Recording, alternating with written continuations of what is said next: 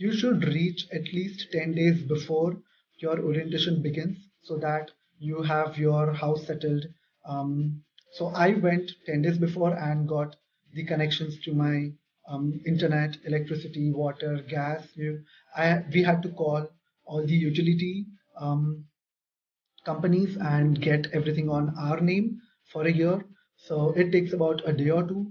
Then it took me 2 days to set up my room, my house, then more 2 days to get all the groceries and basic stuff, for example, cleaning items, the paper napkins, the tissues, and any sort of cleaning that we use in the kitchen and the washroom. So, and then you have a lot of things from India as well. So you just need the basic ones from US.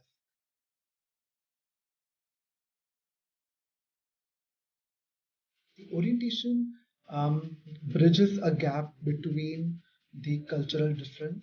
So they make you go through a lot of different activities where you understand how people think, how their ideas flow, how is the structure of um, the work, and very diverse things happen in the orientations, which is really helpful for you to get along with everyone at the university. And you can make friends at orientations because once the classes start, you don't get time to make new friends. So orientation is definitely um, good place where you can learn a lot and make.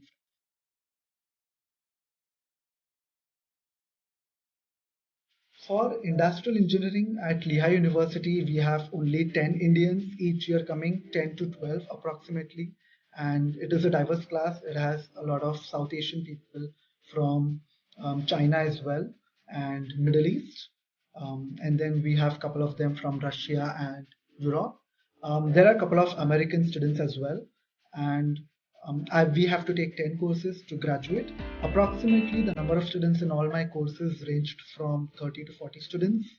But I had one class which was an undergrad class, and it had 105 students with only 8 Indians, and the rest were diverse and American students.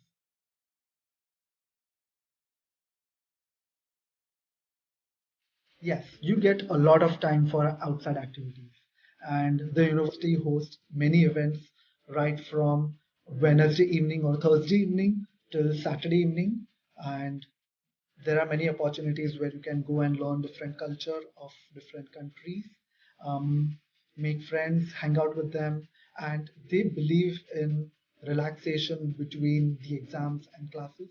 So you tend to have a lot of events where you get free food, so you don't have to think about going home and cooking food and can spend a lot of time.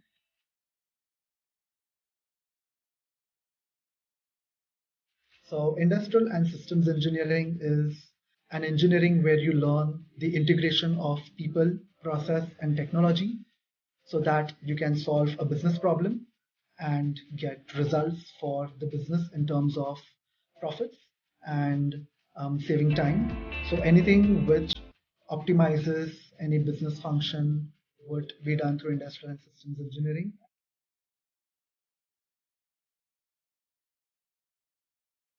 I had 10 courses to graduate, in which six were compulsory from the industrial engineering courses from a pool of 30 courses. I had to select any six, and the rest four can be from, they were electives and they can be from any other departments.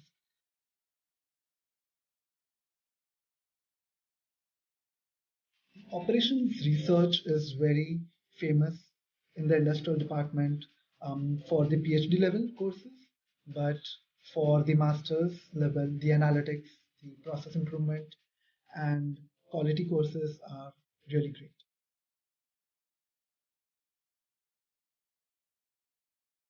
A good GPA would be not by just studying before the exam or just doing the homework before the deadline. That was the thing that I did in my undergrad. Just studying 4 hours before the entire night, I would study for my next day's exam of Mumbai University. But here, everything is different. Everything is very practical based. You would have questions in the exam that wouldn't involve any theory. It would just involve your basics and practical knowledge and explanation that you can give to the professor. So after each lecture, I would go back home and I would make sure that within the next day, I would go through the notes again. And if I have any questions, I would get back to the teaching assistant or the professor to clear my doubts before I start working on the assignment.